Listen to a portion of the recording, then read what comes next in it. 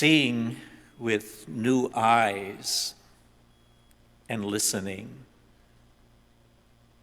How do you see the world around you?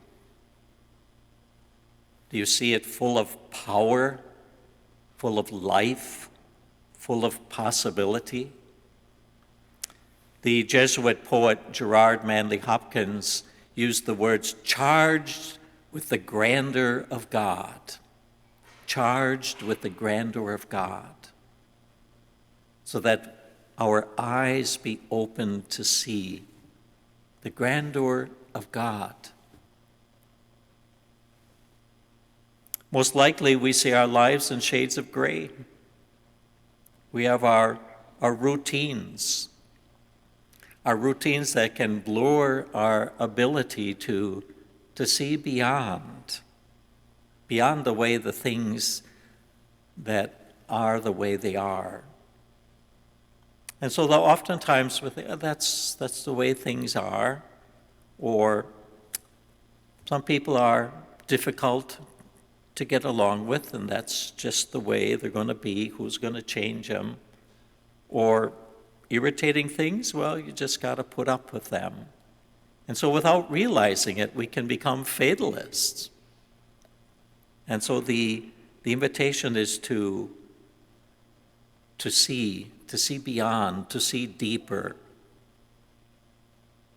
dig deeper into what is around us, beyond our routines. Heard a story of a fellow who was serving a meal at a shelter, and it was a huge pot of soup, and it was pretty full, and he was going to ladle from the top, and the gentleman that was in front of him said, "Brother, dig deeper. The good stuff is down there." So to see, if we were to wake up every morning with that joy of that amazement of being alive and the new possibilities that every day provides us to make new decisions, explore new ideas, learn something new. If we saw each day as God's gift to bring the good news into being. Listening. In the first reading, Abram listens to God.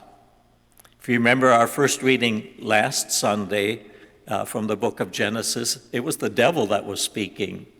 Today, God has something to say to Abram. And it's like that cartoon, the little angel on one shoulder, the little devil on the other.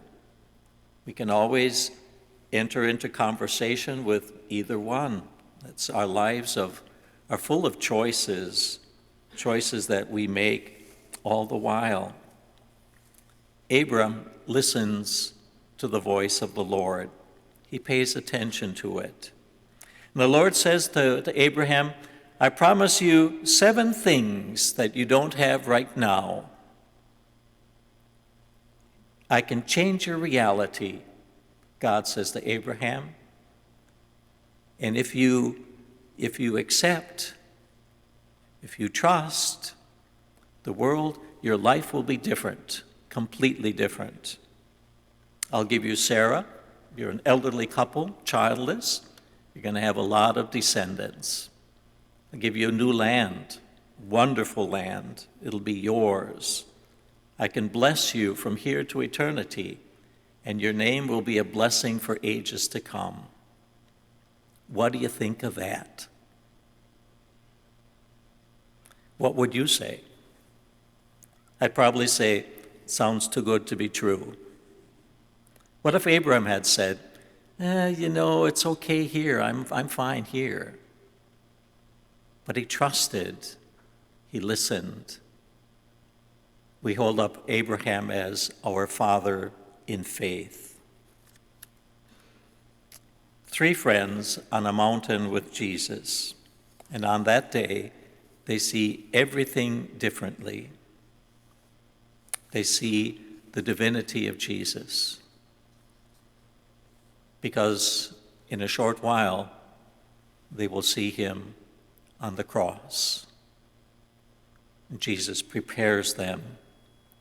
He says, beyond death is glory, is immortality, as Paul says today in our second reading. And so that they see that spiritual reality, the divinity in Jesus Christ. And they hear the voice of God. Of course, they get it all wrong. Peter wanting to build 3 tents. But it was their first time. It changed them. It prepared them. And so we don't need to climb a mountain to feel, to sense the glory of God, God's creation, the world charged with the grandeur of God, as Gerard Manley Hopkins describes it. But if you've ever climbed a mountain, what a wonderful feeling. Or in a beautiful forest, or on the shore and the ocean before you. Or perhaps be standing in front of a tremendous, beautiful painting, or in the midst of a wonderful conversation. To sense the grandeur of God's presence, to see deeper, to see with new eyes, and to be attentive to the Lord's voice. As the voice said to those 3 disciples of Jesus, his friends, as it sends to us, listen to him.